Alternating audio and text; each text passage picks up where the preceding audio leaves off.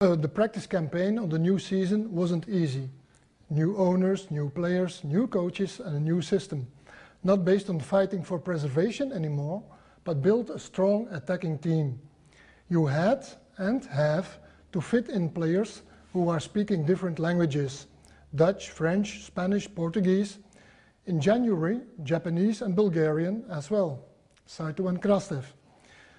The process takes time, and this terrible pandemic, which we talk about, COVID-19, makes it more difficult.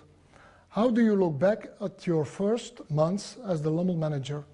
Are you pleased with the results and the progress that the team makes? Yeah, definitely.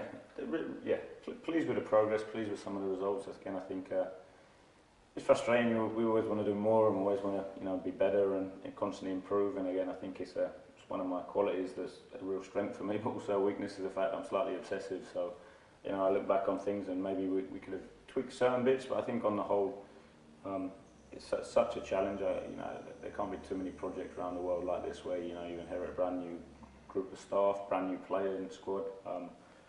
Slight mixture of, some of the old players in the squad that are new. So there were so many factors, and, the media asked a lot around like the expectations around winning the league, etc. And it was never one for us to discuss. I think when you go through that volume of change, there's inevitably it's going to take some time to settle. And what we've done is we've recruited a lot of players that still early in their careers, so they're going to make mistakes there. We've recruited a lot of potential rather than players that are real high level performers now. So that's the project, is to develop players, to make them better, to improve them, and ultimately we make the players better, the team better. We'll win games, and I think we've seen that in the last couple of weeks.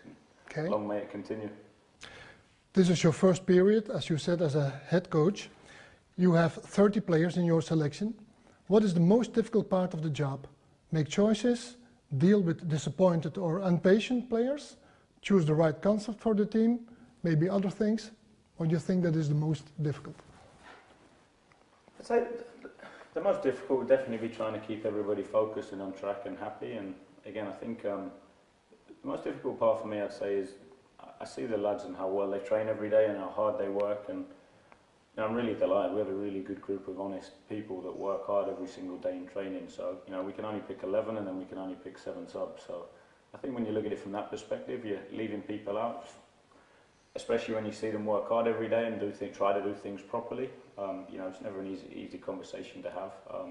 But at the same point, I think, it comes from a place, and the players hopefully understand it comes from a place where, it's development driven. It's not driven, by ego or anything like that. It's driven by, what does the team need and what do individuals in the team need and how do we make people get better. So, we've got, like I said, a group of young lads that are learning. Some of that learning doesn't take place on the pitch. So, we've got some people that have moved away from home for the first time. So their football might suffer, but actually he's learning to cook for himself. He's learning to clean. He's learning how to take care. That's development, and that's what the project is. So, unfortunately, a lot of it gets measured on match minutes, whether he starts and how many minutes he played, and there's such an emphasis on that, which I totally understand. But development is a big thing that can take time. So it's probably the hardest bit.